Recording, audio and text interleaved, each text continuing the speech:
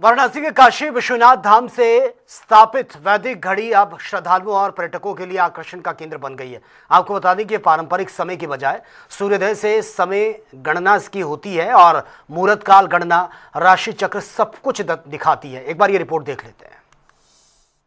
देखिए, कल विक्रमादित्य काल की जो वैदिक घड़ी कही जाती है वो विश्वनाथ धाम में स्थापित हुई और आज काशी विश्वनाथ धाम न्यास परिषद ने उसे प्रारंभ करा दिया है और हजारों लाखों की संख्या में जो दर्शनार्थी हैं उस घड़ी का अवलोकन कर रहे हैं।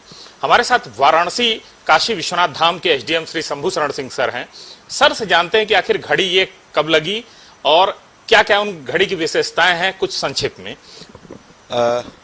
महादेव, सबसे पहले तो ये माननीय मुख्यमंत्री मध्य प्रदेश शासन श्री मोहन यादव जी के द्वारा यह घड़ी श्री काशी विश्वनाथ मंदिर को प्रदान की गई है।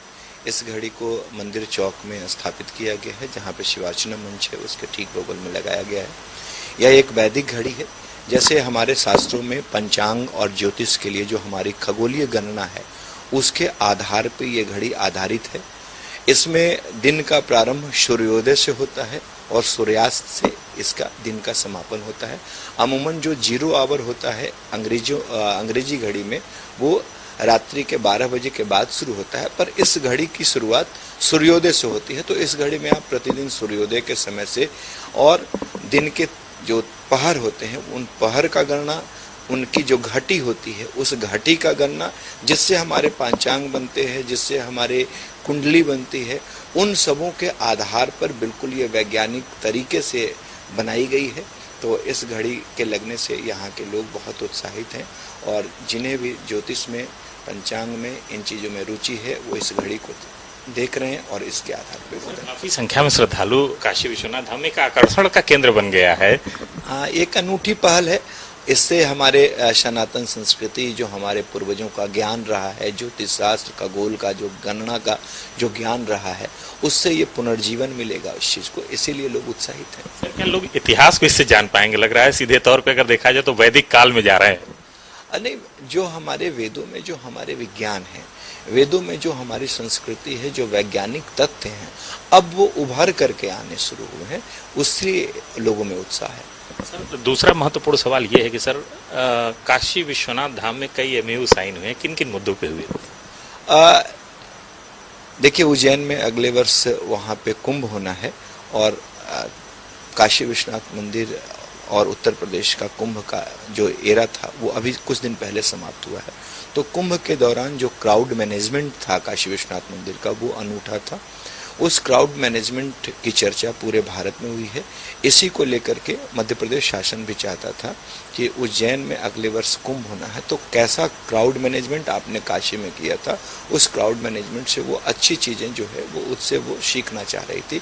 इसी को लेकर के शीर्ष राजनीतिक जो हमारा स्तर है वहाँ पे एक सहमति बनी कि दोनों शहर और दोनों मंदिर आपस में एक समझौता करें और दोनों जगह की अच्छी चीज़ों को सीखा जा सके और दोनों जगह की अच्छी चीज़ों को एक दूसरे जगह पे लागू किया जा सके। अंतिम और महत्वपूर्ण सवाल है कि नर्मदा से गंगा को जोड़ने की भी बात की गई है, उसकी रूपरेखा सर क्या होगी? शॉर्ट में जाना सर। देखिए, सभी नदियाँ, गंगा च गोदावरी, काशी च प्रयाग, हमारे यहाँ श्लोक ही चलता है। तो माँ नर्मदा भी हैं हमारी और माँ गंगा भी हैं। यदि जुड़ाव होता है तो ये शहर लोगों को स्वीकार करना चाहिए। इससे अच्छी बात और क्या हो सकती है?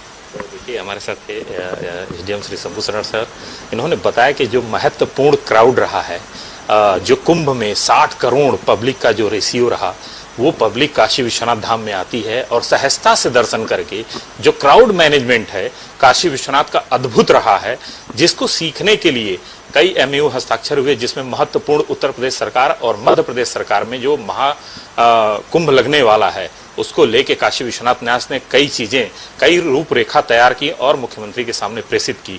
वहीं बात की जाए वैदिक घड़ी की, तो जिस तरीके से वैदिक घड़ी लगी है वो आकर्षण का केंद्र है। इतिहास की चीज, हमारे संस्कृत और वैदिक चीजों को जोड़कर अब देखा जा रहा है, जो काशी विश्वनाथ धाम में एक आकर्षण का मुख्य केंद्र बना है।